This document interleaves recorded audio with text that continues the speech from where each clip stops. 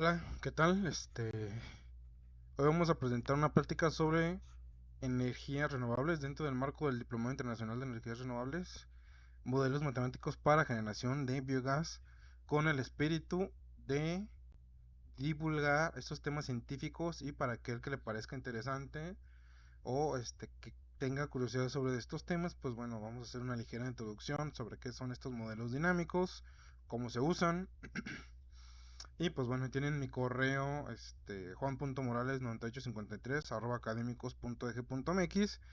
Y con toda facilidad pues pueden contactarme si tienen más curiosidad, o si quieren alguna colaboración de cualquier tipo, pues siempre estamos en la mejor de las disposiciones.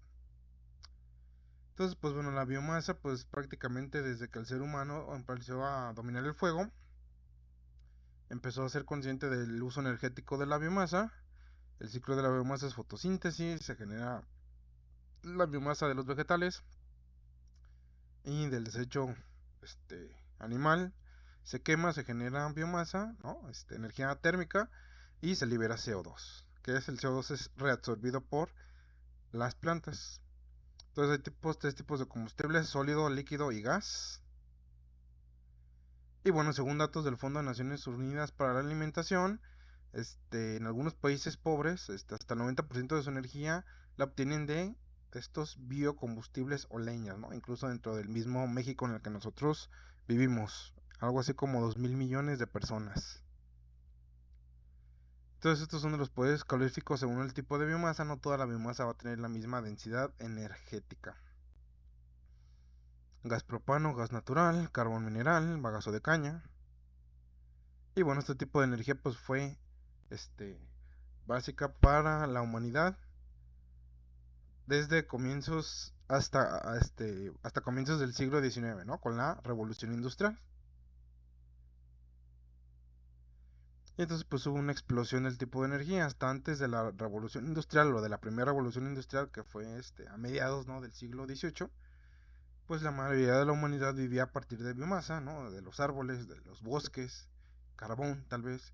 Y es a partir de que explota la primera revolución industrial, mitad de los 1850, y sobre todo inicio de los 1900 con la segunda revolución, ¿no? Las máquinas de combustión interna, que ya se le da más peso a los fósiles, que en este caso el petróleo, sus derivados que ya todos conocemos, gas natural, y sobre todo después de la Segunda Guerra Mundial con esa explosión, ¿no?, del el fenómeno de los baby booms, que hubo muchísimos nacimientos. Entonces esto aunado a que se multiplicó varias veces, ¿no?, el consumo energético. También la población mundial ha ido creciendo, se mantuvo más o menos estable, y no es hasta el siglo XX, después de la Segunda Guerra Mundial, que hay un crecimiento casi exponencial. Éramos 2 o 3 mil millones y ahora ya apuntamos para el 2050 a los cerca de 10 mil millones de seres humanos. Entonces el estado gaseoso pues prácticamente se puede explotar generando biogás con residuos de origen urbano, industrial y rural. En el estado líquido, pues el biodiesel y los bioalcoholes son los que se generan a partir de recursos agrícolas como el maíz, caña de azúcar y aceites residuales. Y en el estado sólido son las brinquetas, que con los desechos como el acerrín, agrícolas, principalmente se pasan por una gran presión y para su posterior combustión. Entonces las transformaciones que se requieren o los procesos que se dan pueden ser procesos bioquímicos o termoquímicos. Entre las ventajas pues es que ya hay cierta madurez comercial, producción energética continua y un uso eficiente de los residuos. Las desventajas pues bueno, que al hacer la combustión se genera contaminación ambiental, usos de recursos para consumo humano y almacenamiento que puede ser, al no ser tan densamente energéticos, pues ocupa un gran volumen para almacenar.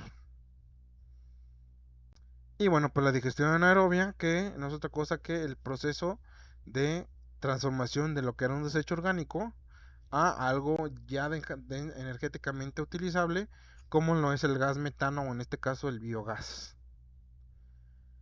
Entonces, algunas de las bacterias que se ven participantes dentro de este proceso pues son las bacterias acidogénicas, acetogénicas y finalmente las metanogénicas, ¿no?, que ayudan a transformar desde la biomasa, a romper las grandes cadenas de carbohidratos y las transformando hasta biogás. Entonces aquí tenemos un diagrama del proceso industrial del biogás: residuos de la industria alimentaria, cultivos, de purines, ¿no? Desechos de animales, todos se juntan, se meten en lo que son tanques de biodigestión, se genera el biogás, que el cual nos puede arrojar tanto calor como electricidad, y el depósito final de lodos que se pueden aplicar como fertilizantes en el mismo campo, y ya lo que no se pueda reutilizar, pues se puede eliminar con varias tecnologías. El biogás pues está compuesto más o menos entre el 55 y 70% de metano, y las demás trazas pues son dióxido de carbono y otros gases como hidrógeno, sulfuro de hidrógeno, contenido energético de 6 a 6.5 kWh por metro cúbico. ¿Y qué residuos utilizables? Pues bueno, todos los orgánicos, los de origen animal, vegetal, agroindustriales, cultivos acuáticos. Algunos factores que influyen pues es temperatura, composición del sustrato, pH, inhibidores y tiempos de retención. En esta gráfica se ve cómo la temperatura afecta, ya que hay una zona óptima que está por ahí de los 40-50 Celsius, porque hablamos de sistemas biológicos. La composición del sustrato pues también afecta, y también obviamente pues el contenido de humedad y la relación carbono-nitrógeno. El pH es uno de los factores que influyen más, ya que hablamos de procesos microbianos, con el cambio ya que afectan al cambio de grupos hidrolizables en las enzimas y una alteración de los compuestos no enzimáticos del sistema. Y sobre todo pues los inhibidores, ya que si hablamos aquí de digestión anaerobia, pues si le llega a entrar aire, pues ya las bacterias se mueren, o cualquier otro material que sea ajeno a la materia orgánica, pues también afectan. Los tiempos de retención para que un proceso como se logre empiezan a generarse a partir de 10 a 25 días, dependiendo de las condiciones del sustrato, ¿no? Etcétera, etcétera.